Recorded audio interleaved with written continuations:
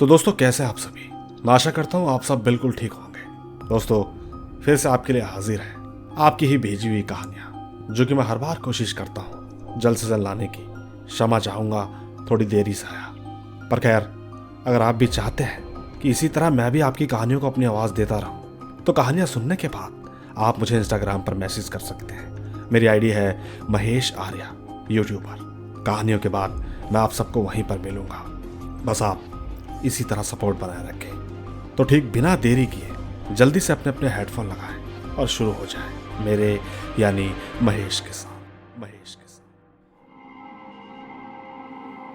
दोस्तों, मेरा नाम रवीना है। मैं सर की बहुत बड़ी फैन हूँ। इनकी सारी कहानियाँ सुनती हूँ।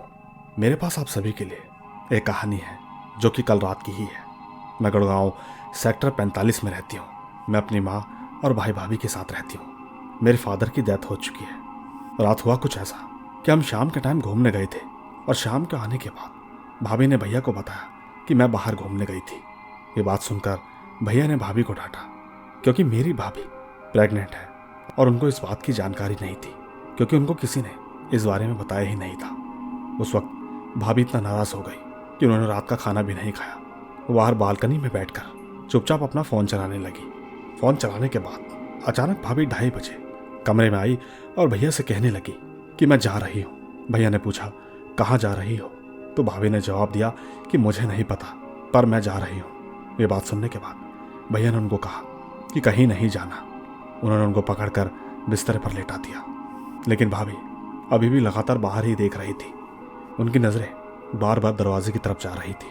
काफ़ी देर तक भाभी जब लगातार ऐसा ही करती रही तो भैया ने माँ को जगाया। साथ ही दूसरी तरफ वो भाभी को लगातार नाम लेकर पुकार रहे थे। इसके बाद भाभी अचानक ही रोने लगी। तभी भैया समझ गए। उन्होंने तुरंत भाभी के बाल पकड़ लिए और पूछने लगे कि बता कौन है तू? लेकिन भाभी ने कोई जवाब नहीं दिया। एक तरफ भैया लगातार उसे जाने के लिए धमकाने लगे, कहने लगे कि तू अभी के अभी यहाँ से चली जा। इसके थोड़ी देर बाद अचानक सब कुछ शांत हो गया। भैया ने भाभी को पानी के लिए पूछा, लेकिन उन्होंने मना कर दिया।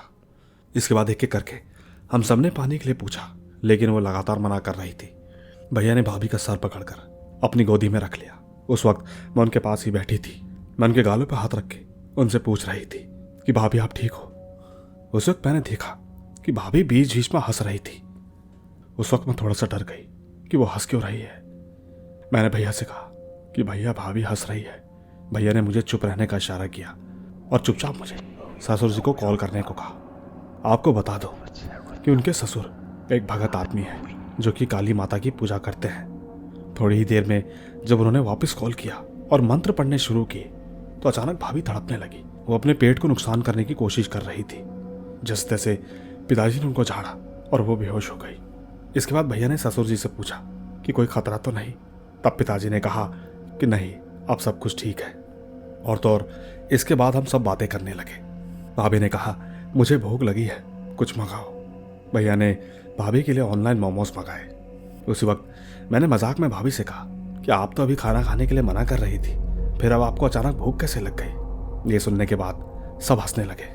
उसी वक्त जो नीचे ऑर्डर देने आया था, भैया अपने साथ भाभी को भी लेकर गए, क्योंकि उस वक्त भाभी को गर्मी बहुत लग रही थी।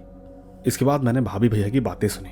भाभी बता रही थी कि जब वो बाहर बैठी थी तो बगल वाली गैलरी में कोई घूम रहा था, शायद कोई लड़का था। अचानक उनकी आंखें वहीं पर लग गई और वो सो गई थी।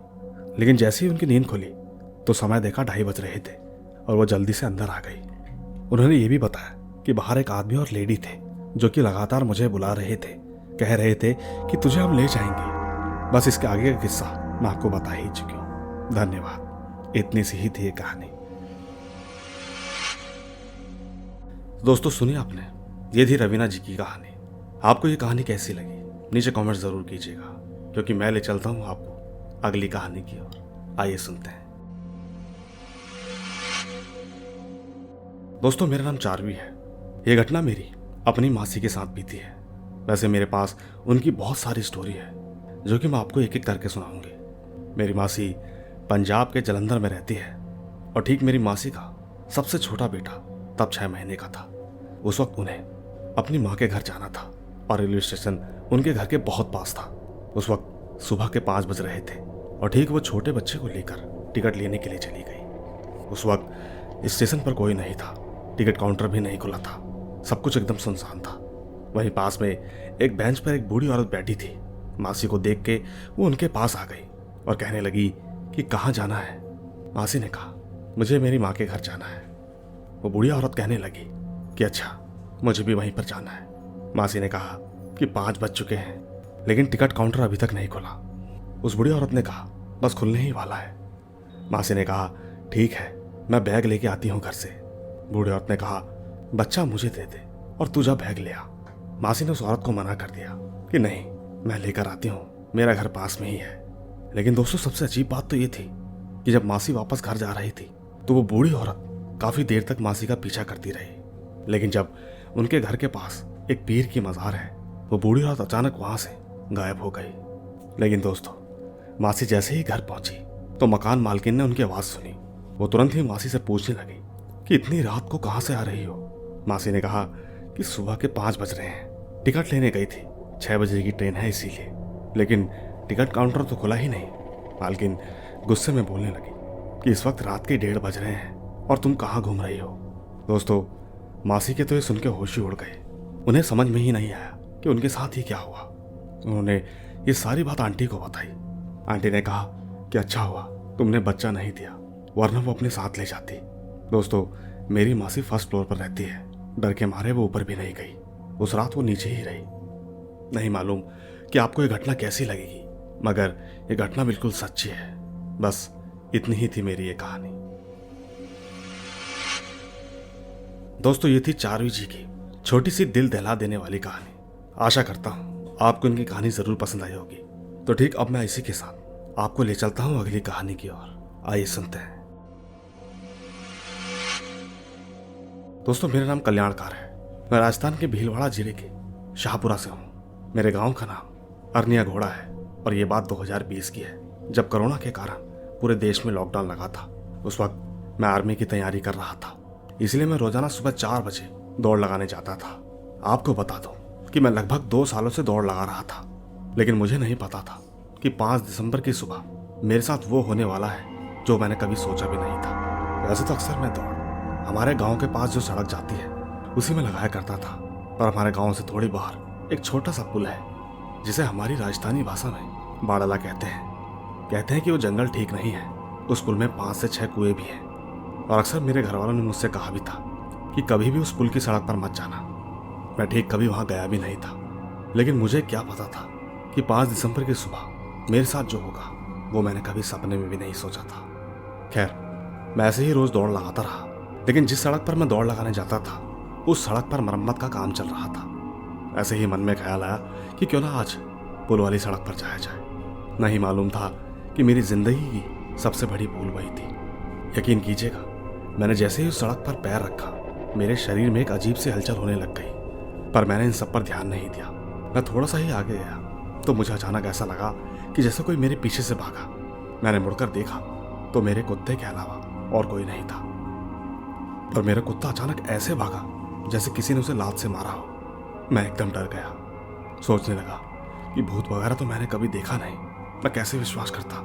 एक बार को तो ऐसा भी लगा कि शायद मेरा कुत्ता ऐसे ही भाग गया होगा। मैंने सब कुछ भूलकर दोबारा दौड़ना शुरू किया। मैंने जैसे ही पुल को पार किया तो देखा कि आगे कोई खड़ा है, लेकिन दूर और सर्दी की धुंध की वजह से मुझे कुछ सही से नहीं दिखाई दिया। मैं लगातार दौड़ता हुआ आगे बढ़ता गया। मैं ठीक जैसे ही उस पुतले जैसी चीज के पास पहुंचा तो वो अचानक हिलने लगी और मेरे पीछे पीछे भागने लगी। उस वक्त पहली बार मुझे डर लगा। मैं पीछे मुड़कर देखना नहीं चाहता था, पर एहसास पूरा हो रहा था कि जैसे कोई मेरे पीछे भाग रहा है।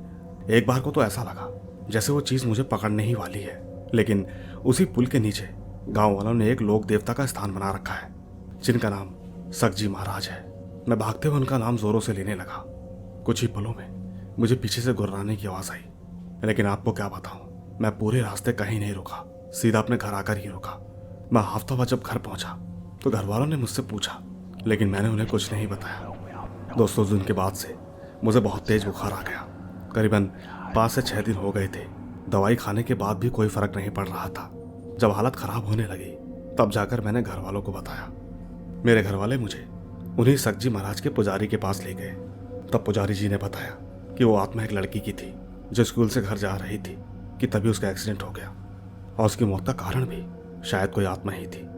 दोस्तों, पुजारी जी के झाड़ फूक करने के बाद में 2-3 दिन में ठीक हो गया, लेकिन अब मैं उस पुल पर दिन में जाने से भी डरता हूँ। मैं उम्मीद करूँगा कि सर इस कहानी को आप तक जरूर पहुँचाएंगे। धन्यवाद। तो दोस्तों, सुनिए आपने कल्याणकर जी की कहानी।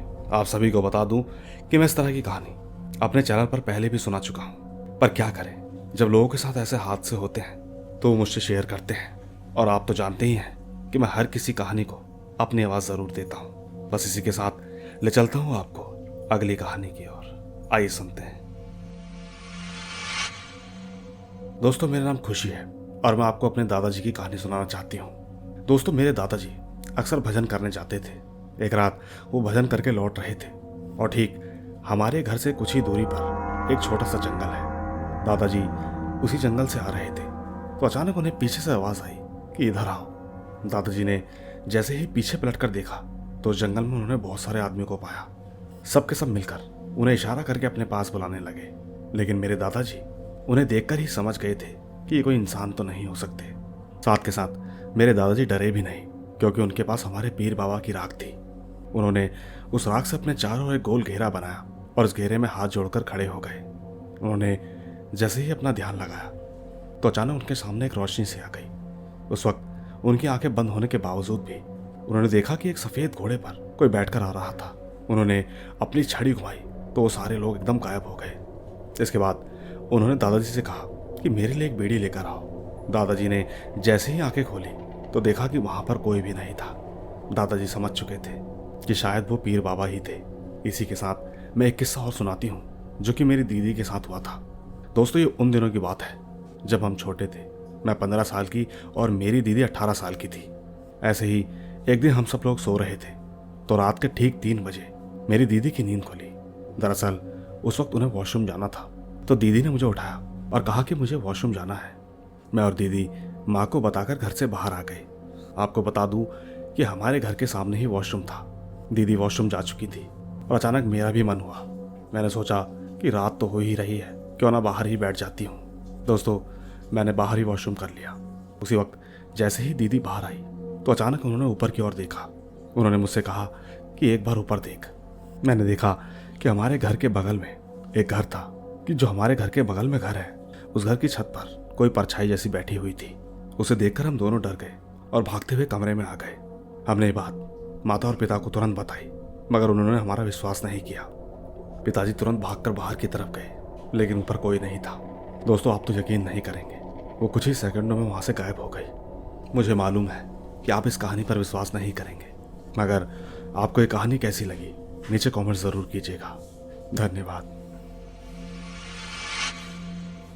तो दोस्तों, सुनिए आपने खुशी जी की कहानी। शायद इस तरह की कहानी मैं पहले भी सुना चुका हूँ, मगर क्या करें, लोगों का प्यार देखते हुए मुझे इनकी कहानी लाने पर मजबूर कर देती है। तो ठीक इसी के साथ ले चलता हूँ आपको अगली कहानी की ओर। आइए सुनते हैं। दोस्तों, मेरा नाम शुभम है। मैं डिस्ट्रिक्ट चंबा का रहने वाला हूँ। ये बात 2022 की है। उस समय मैं 10वीं क्लास में पढ़ता था। एक दिन रात के वक्त तकरीबन 10 बजे मैं घर से निकला। मुझे कुछ काम था। मेरा काम जैसे ही खत्म हुआ तो टाइम बहुत हो चुका था। तकरीबन रात के 12 बज चुके थे। मैं ठीक बाइक लेकर अपने घर की ओर जा रहा था। रास्ते में चलते वक्त कानों पर कुछ अजीब सी आवाज़ आई। मैंने बाइक रोककर सुनने की कोशिश की तो कुछ भी नहीं सुनाई दिया, लेकिन थोड़ी दूर और जाने पर किसी की दोबारा आवाज़ आई। इस बार मैं डर गया। मैंने इधर उधर देखने की कोशिश की, मगर कोई नज़र नहीं आया। एक बार फिर मैं घर की ओर चल पड़ा। चलते वक्त रास्ते में मुझे रोने और हंसने की आवाज़ें सुनाई दी। मैं वाकई इतना डर गया कि मैंने अपनी बाइक की स्पीड कम नहीं की। जैसे तैसे मैं घर पहुंचा। मैंने राहत की सांस ली। समझ में नहीं आया कि आखिर ये सब मेरे साथ क्या हुआ। मैंने घर वालों को इस बारे में बताया तो उन लोगों ने बताया कि ये कोई छलावा था और ठीक जहाँ पर तेरे साथ ये हो रहा था वहाँ पर बच्चों को दफनाया गया था। यहाँ तक कि वहाँ पर कई बार एक्सीडेंट भी हो चुके हैं। बस यही था मेरा छोटा सा किस्सा। धन्यवाद। दोस्तों, इसी के साथ मैं भी आपको एक छोटा सा किस्सा सुनाकर अपनी आवाज को विराम देना चाहूंगा। आइए सुनते हैं। दोस्तों, मेरा नाम देव शर्मा है। मैं हरियाणा का रहने वाला हूँ। यह घटना मेरे साथ 2017 में घटी थी। मेरे घर में मेरे एक भाई और एक बहन है। मेरे पिताजी सुबह 4 बजे नौकरी पर जाते थे। हमारा घर आगे की ओर से बना हुआ था, पीछे की तरफ से नहीं। वहां पर एक खाट पड़ी रहती थी। ऐसे ही एक बार जब मेरे पिताजी सुबह 4 बजे अपनी नौकरी पर जा रहे थे तो उन्होंने मुझे दरवाजा बंद करने को कहा। ठंड का मौसम था तो मैंने अपने पिताजी की बात मानकर उनके जाने के बाद दरवाजा बंद कर लिया। लेकिन जैसे ही मैं पीछे मुड़ा तो मेरे पैरों के नीचे से जमीन खिसक गई। देखा कि एक 35 वर्ष का आदमी पूरी तरह लाल आंखें वो मेरी तरफ घूरकर अजीब सी हंसी दे रहा था। उसे देखकर मैं बहुत ज्यादा डर गया। मैं चुपचाप अपनी खाट पर जाकर सो गया। उस वक्त ठंड के मौसम में मेरे बहुत पसीने निकल रहे थे। जब सुबह हुई तो मैंने घर वालों को कुछ भी नहीं बताया। लेकिन 3 साल बाद जब मैं उस घर से दूसरे घर शिफ्ट हुआ तो मैंने वहां के मकान मालिक से उस घटना के बारे में सब कुछ बताया। दोस्तों, उन्होंने मुझे जो कुछ भी बताया उसे सुनकर मेरे रोंगटे खड़े हो गए। उसने कहा कि आज से 6 साल पहले एक 35 वर्षीय आदमी कर्ज के चक्कर में आत्महत्या कर बैठा। तब से वो किसी किसी को इस घर में दिखाई देता है। दोस्तों, सच कहता हूँ, इस घटना को याद करके मैं आज भी बहुत ज्यादा डरता हूँ। बस इतना ही था मेरा यह छोटा सा किस्सा। धन्यवाद। तो दोस्तों, आपने सुनी, ये थी हमारी आज की कहानियां। इसी तरह की और कहानियां सुनने के लिए बस आप यूं ही साथ बनाए रखिएगा। मैं जल्द ही मिलूंगा आपसे। तब तक आप अपना और अपने परिवार का ख्याल रखें। चलता हूं। Bye bye.